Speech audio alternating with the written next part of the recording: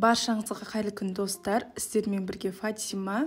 Бүгін біз балалардың сүйіп жейтін сосиска в тесте дайындайтын боламыз. Өте дәмді, қамыры жұмсақ болып шығады. Осындай жұмсақ болып шығатын қамырды қолдан істейміз. Міне қарасаңыздар, өте әдемі, аппетитный дейді ғой, солай көрініп тұр. Ендеше істеуді бастайық.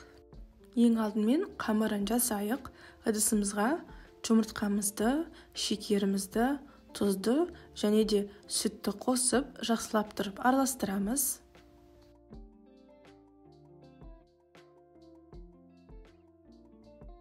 Келесі кезекте 1 шай қасық ашытқы қосамыз.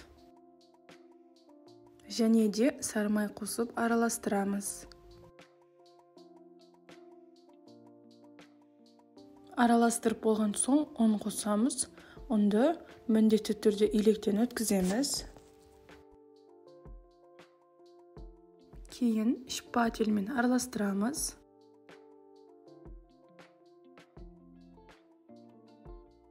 Келесі кезекте ұнымыздың екінші жартысын қосамыз.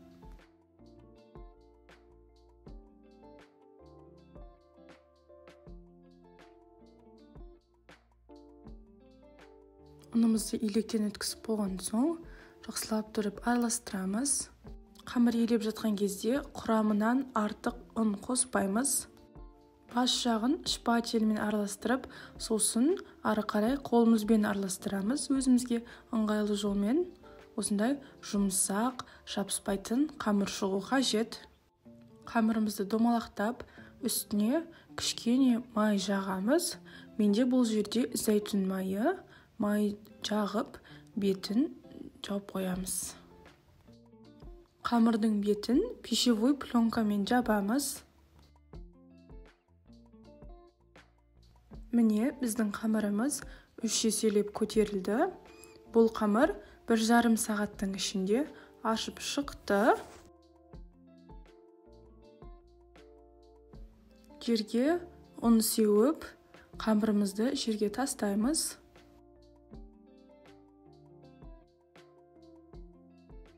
Келесі кезекте қамырымызды қолмен жайып аламыз.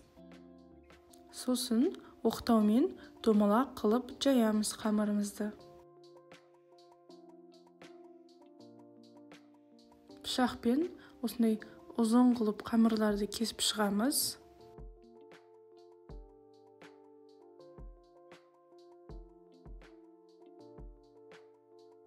Міне біздің шұжықтарымыз дайын. Олардың қабығын ашып, сосын бір шұжықты аламыз да, осылай қамырды алып, шұжықтың бүкіл жеріне орап шығамыз.